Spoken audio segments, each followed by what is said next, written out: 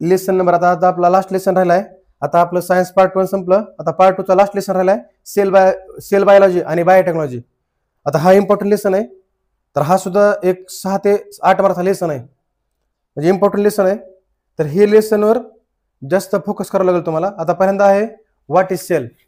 आता सेल काय, structural and functional unit of living organism मध्ये, म्हणजे सगळ्यात basic and structural unit of living organism मध्ये. आता आपले बेसिक सेल जे आहे, म्हणजे जर सेल कशाला म्हणलं तर हे आपल्या लिव्हिंग ऑर्गॅनिझम मध्ये सगळ्यात महत्त्वाचं फंक्शन आहे, स्ट्रक्चर अँड फंक्शन जे युनिट आहे तर त्याला आपण काय म्हणतो, सेल म्हणतो. त्याच्यानंतर आता पुढे क्वेश्चन विचारला आहे what is by tissue and which are the function of tissue. आता टिश्यू कशाला म्हणतात, ग्रुप ऑफ सेल जर एकत्र आल्या तर त्याला आपण काय म्हणतो, टिश्यू म्हणतो.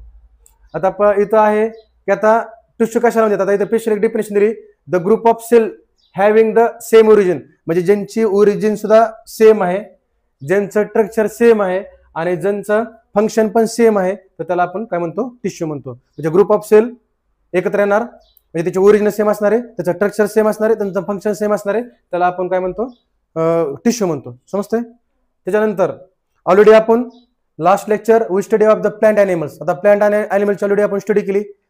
प्लांटला सेलवाला आहे पण अॅनिमल्सला सेलवाला आहे का, नाही. त्याच्यानंतर पुन्हा आपण बघितलं प्लांट सेल जे आहेत, त्याच्यानंतर टाइप ऑफ सेल बघितल्या, प्रोकॅरियोटिक आणि इकॅरियोटिक. आता प्रोकॅरियोटिक म्हणजे काय, अशा सेल की जे वेल डेव्हलप्ड झाले नाही, ज्यांचं न्यूक्लियस वेल डेव्हलप्ड नाही झालं, तर त्याला प्रोकॅरियोटिक सेल म्हणत आहे. आणि त्याच्यामध्ये एक्झाम्पल आहे बॅक्टेरिया. इकॅरियोटिक सेल म्हणजे अशा सेल की जे काय झाल्यात, वेल डेव्हलप्ड आहेत आणि जे मल्टीसेल्युलर आहेत त्याला म्हणत आहे, त्याला इकॅरियोटिक सेल असं म्हणत आहे. जे ह्युमन्स म्हणजे त्यामध्ये सिंगल सेल पण असणार, जे डेव्हलप झालेले असणार, आणि मल्टिपल सेल पण असणार त्यामध्ये. आणि त्याच्यामध्ये ह्युमन आला, त्याच्यानंतर पुन्हा ॲनिमल्स आले, फंगस, तर हे सगळं कशामध्ये, इकॅरियोटिक्स मध्ये येणार. त्याच्यानंतर आता आपण त्याच्यानंतर सेल ऑर्गन्स मध्ये काय येणार, सेल ऑर्गन्स मध्ये काय येणार, एंडोप्लाझ्मिक रेक्टिक्युलम आहे. आता हे बघितलं आपण स्टँडर्डला, मायटोकॉन्ड्रिया आहे, व्हॅक्युल्स काय आहे, त्याच्यानंतर न्यूक्लियोलस काय आहे. पुन्हा आता सेल डिव्हिजन, आता हे महत्वाचं आहे. लेसन नंबर 2 मध्ये ऑलरेडी आपण बघितलंय मायटोसिस आणि मियोसिस. तर ह्या दोन सेल डिव्हिजन आहेत. मग तुम्हाला डेफिनेशन काय दिली, we have study the structure type and organelle of the cell, this is called the cell biology and cytology. आणि त्यात आपण सेल बायोलॉजी किंवा सायटोलॉजी म्हणत आहे. सायटो म्हणजे सेल आणि लॉजी म्हणजे स्टडी, आणि त्याला सायटोलॉजी असं म्हणत आहे. म्हणजे ज्याच्यामध्ये आपण सेलच्या स्ट्रक्चरची स्टडी करतो, त्याच्यानंतर पुन्हा आपण त्याच्या सेल ऑर्गनची स्टडी करतो, त्याच्यानंतर सेल डिव्हिजनची स्टडी करतो. तर ह्या सगळ्या गोष्टीला काय म्हणत आहे, सायटोलॉजी किंवा सेल बायोलॉजी. समजतंय. तर हे झालं पहिले इंट्रोडक्शन. परत पुन्हा इथं सगळ्यात महत्त्वाचा पॉईंट आला की स्टीम सेल काय आहेत. आता the special type of cell present in the body multicellular organism, this cell give the rise all other type of the cell present in the body multicellular organism.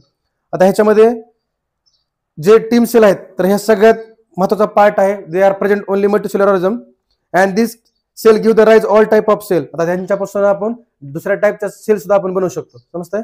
तर त्याला team sale म्हणत आहे. And आता इथं काय करायचं, आता last लेक्चरला म्हणजे आपण लेसन नंबर 3 ऑलरेडी ह्याच्यामध्ये बघितलंय. आता काय बघितलंय की हे काय युटेरस आहे, त्याच्यामध्ये फॉलिकल ट्यूब आहे. आता फॉलिकल ट्यूब्स मध्ये काय, आता इथं काय फॉलिकल्स आहेत. आता हे फॉलिकल ज्यावेळेस ब्रस्ट होतील तर त्यावेळेस काय होतात, एग्ज रिलीज होतात. आता हे एग्ज कुठे येणार आहेत, ओव्हिडक्ट्स मध्ये येणार आहेत. आणि देन आफ्टर सेक्शुअल रिप्रोडक्शन, म्हणजे ज्यावेळेस आपण सेक्शुअल रिप्रोडक्शन कराल, आता मिनिस्ट्री सायकल आपण बघितलं, ज्या दिवशी इव्होल्युशनचा पिरियड असतो. आता इव्होल्युशनच्या वेळेस हे एग्ज काय होणार आहे, ब्रस्ट होणार आहे.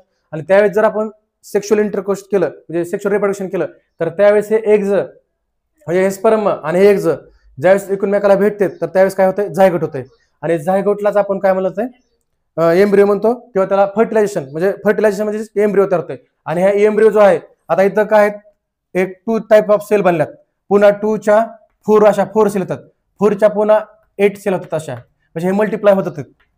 आणि मल्टिप्लाय झाल्याच्या नंतर हे कुठं जातंय, एक तुम्हाला एक वॉल आहे, एंडोमेट्रियम वॉल, त्याच्यात जवळ ते जाऊन काय होतात, अटॅच होतात. म्हणजे युटेरस पेशी एंडोमेट्रियम वॉल आहे, त्याला काय होणार आहे, ते अटॅच होणार आहेत हे एम्ब्रिओ.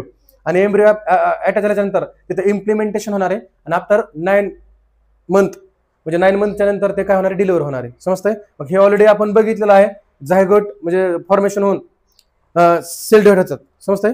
आणि सेल डिवाइड झाले की अशा प्रकारचा बेबी तयार होतो. आता हे बेबी म्हणजे काय, आता ते एम्ब्रिओ म्हणजे काय, स्टीम सेल आहेत. आता इथं काय झालं, ते बेबी बनला. आता एम्ब्रिओ मध्ये आधी काय होत्या, ह्या सगळ्या सेल होत्या, रेड ब्लड सेल होत्या, व्हाईट ब्लड सेल होत्या, मसल सेल होत्या, स्किन सेल होत्या, किडनी सेल, ह्या सगळ्या जे आहे तिथं झायगोट फॉर्मेशन झाल्याच्या नंतर एम्ब्रिओ राहिला. म्हणजे एम्ब्रिओ म्हणजे काय, तर first stage of the baby, म्हणजे बेबीची फर्स्ट स्टेज असते, ज्या एम्ब्रिओमध्ये ह्या सगळ्या प्रकारच्या सेल प्रेझेंट असतात. आणि हे एम्ब्रिओ मध्ये आहे. मग एम्ब्रिओ मध्ये जायच्यानंतर ज्यावेळेस डिलिव्हर होईल, ते बेबी झाला, त्याच्यामध्ये ह्या सगळ्या सेल प्रेझेंट असणार आहेत. म्हणजे एम्ब्रिओलाच आपण काय म्हणू शकतो, स्टेम सेल म्हणू शकतो. समजतंय? आता इथपर्यंत हे क्लिअर झालं. आता त्याच्यानंतर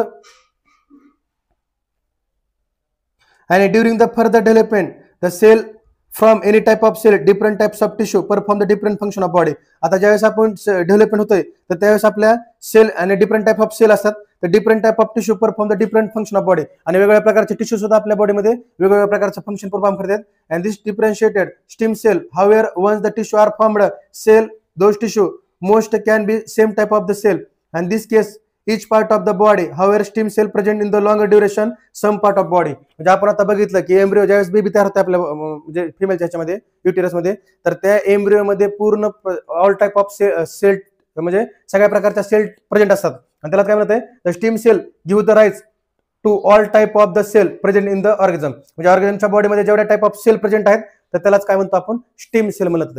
समजतंय? तर हे जे आपण आता बघितलं सेल कशाला म्हणतात, त्याच्यानंतर टिश्यू कसे फॉर्म होतात, मग टिश्यूचं काय फंक्शन आहे, त्याच्यानंतर आपण मागचं बघितलं थोडंफार की त्याच्यामध्ये स्ट्रक्चर सेम असेल, म्हणजे स्ट्रक्चर असेल, सेल ऑर्गन असेल, सेल डिव्हिजन असेल, तर हे ज्याच्यामध्ये स्टडी केली ती, तर त्याला काय म्हणत आहे, सेल बायोलॉजी किंवा सायटॉलॉजी म्हणत आहे. आणि ह्याच्यामध्ये आता ह्या झायगोट फॉर्मेशनच्या वेळेस एम्ब्रिओ म्हणजे एम्ब्रिओ मध्ये सुद्धा काय असतात, आपल्या स्टेम सेल प्रेझेंट असतात. आणि हे एम्ब्रिओज आपल्या पूर्ण बॉडीचे सेल म्हणजे बॉडी त्या मुलाची तयार होते, तर त्यावेळेस त्याच्यामध्ये सगळ्या हा सेल प्रेझेंट असतात, स्टेम सेल. आणि ते कशापासून भेटतात, एम्ब्रिओ पासून आपल्याला भेटतात. तर हे झालं पूर्ण स्टेम सेल बद्दल. आता आपल्याला त्याच्या टाइप्स प्रकारच्या सेल स्टेम सेल आहेत. एक आहे एम्ब्रियोनिक स्टेम सेल आणि दुसरा अडल्ट स्टेम सेल. आता इथं काय लागलंय, the division of the zygote start therefore they convert into the embryo cell and this cell of embryo under the repeat the mitosis division and cell differentiation start from the 14 days of conception. आता बघा पहिल्यांदा काय होतं की ज्यावेळेस sperm sale आणि egg sale ज्यावेळेस भेटलं त्यांचं झायगोट फॉर्मेशन झालं. आणि आता ह्या झायगोटचं काय लागलंय, म्हणजे मायटोसिस डिव्हिजन मध्ये काय डिवायडेशन व्हायला लागले. आणि त्याच्यापासून 2 चे 4, 4 चे 8 अशा व्हायला लागलेत. आणि डे 4 आता झाला. आता त्याच्यानंतर डे 7 मध्ये काय होणार आहे की वेगवेगळ्या वेगवेगळ्या प्रकारच्या सेल इथं तयार होणार आहेत. समजतंय? आणि त्यालाच आपण सेल डिफरन्शिएशन असं त्याला म्हणतो. आणि इथं म्हणजे येलो कलरचे आणि दुसऱ्या कलरचे अशा 2 सेल इथं त्या तुम्हाला डे 7 मध्ये दिसणार. आणि त्यालाच आपण काय म्हणतो, त्या प्रोसेसचा इम्प्लिमेंटेशन. म्हणजे इथं आपण जसं आपण एंडोमेट्रियम पशी तुला म्हणतो की एंडोमेट्रियम पशी काय होतंय की आपलं जे हे आहे जे म्हणजे एम्ब्रिओ आहे तो तिथं इम्प्लिमेंट होतोय. समजतंय? आणि त्याला प्रोसेसचा इम्प्लिमेंटेशन असं म्हणत आहे. आणि परत पुन्हा आता इथं काय लागले, आफ्टर डेज 12 इथं जर्म लेयर्स तयार झाल्यात. आता 3 प्रकारचे, एक्टोडर्म, मेसोडर्म आणि इंडोडर्म. आता एक्टोडर्म मध्ये काय लागले, न्यूरॉन्स फॉर्म व्हायला, सेल इथं डिफरन्शिएट व्हायला आणि त्यात प्रोसेसला कन्सेप्शन म्हणत आहे. पुन्हा मेसोडर्म मध्ये काय बोन सेल किंवा मसल सेल बनायला, त्याला म्हणत आहे ओसिटोसाइट्स त्याला म्हणत आहे. आणि इंडोडर्म मध्ये काय लागले, लिव्हर सेल बनायला, त्यालाच हायपाटोसाइट्स त्याला हायपोटोसाइट्स त्याला म्हणत आहे. आणि ह्या जसं all cell change from the one cell to another, म्हणजे एका सेल पासून चेंज व्हायला टू वन अनदर. आणि ह्याच प्रोसेसला काय म्हणत आहे, सेल्युलर डिफरन्शिएशन. आता 2 एक्झाम्पल सांगायचं म्हणलं, जसं आता तुम्ही काय आहेत, अनस्पेशलाइज्ड आहेत, म्हणजे तुम्हाला प्रत्येक एका विषयाचं फुल्ली नॉलेज नाही. तुम्ही हिस्ट्रीचा अभ्यास करायला, तुम्ही जिओग्राफीचा अभ्यास करायला, तुम्ही मॅथचा अभ्यास करायला, तुम्ही सायन्सचा अभ्यास करायला, मग हे सगळं नॉलेज तुमच्याकडे हाप आहे.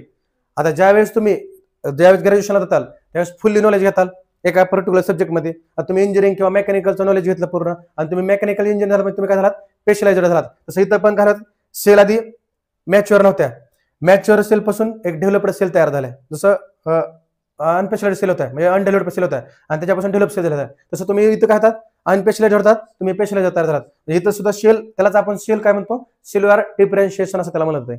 समजतंय?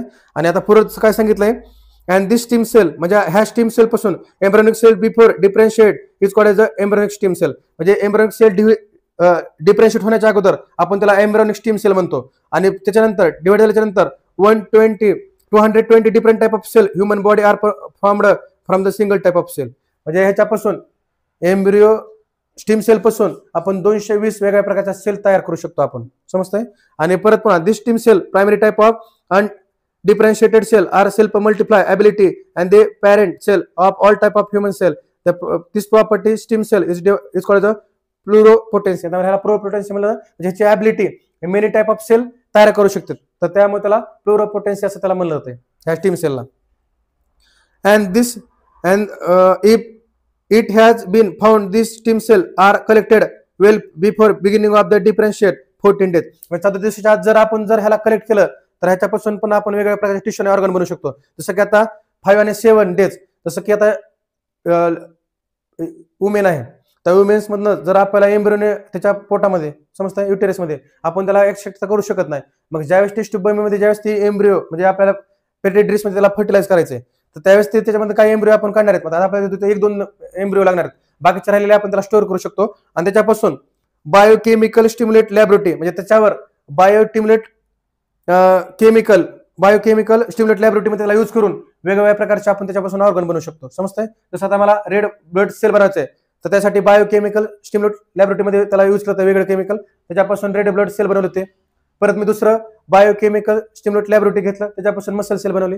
परत पुन्हा मी किडनीसाठी बायोकेमिकल स्टिम्युलेट लॅबोरेटरीमध्ये दुसरं घेतलं आणि त्याच्यापासून आपण किडनी बनवली. समजतंय? म्हणजे अशा प्रकारच्या वेगवेगळे आपण desire type of cell there for tissue आणि फायनली इनटू ऑर्गन म्हणजे आपण ट्रान्सफॉर्म म्हणजे एका सेल पासून आपण वेगवेगळ्या प्रकारचे ऑर्गन्स तयार करू शकतो, टिश्यू आणि ऑर्गन्स तयार करू शकतो. तर हे झालं एम्ब्रियोनिक स्टीम सेल. आता पुढे आहे adult stem cell. The stem cell can be obtained from the body adult person too. There are the 3 main source of stem cell in the body adult person. आता आपल्याला जे steam sale आहे adult stem cell तर ती body मध्ये आपल्याला obtained body adult person and there are 3 main source म्हणजे आपल्याला 3 सोर्स पासून आपण ह्याला ऑब्टेन करू शकतो. एक आहे रेड बोन मॅरो. आता रेड बोन मॅरो म्हणजे काय, आपला व्हर्टिबल कॉलम असेल, आपलं थाय असेल किंवा हिप म्हणजे बॅकबोन आपला पाठीमागचं जे हे आहे ऑर्गन्स आहे हिप, पुन्हा व्हर्टिबल आणि थाय मांडी, ह्याच्यापासून स्टीम सेल आपण काय करू शकतो कलेक्ट करू शकतो. जसं जेली ह्यांच्यामध्ये एक जेली ऍक्सेप्टन्स प्रेझेंट असतं ह्यांच्यामध्ये.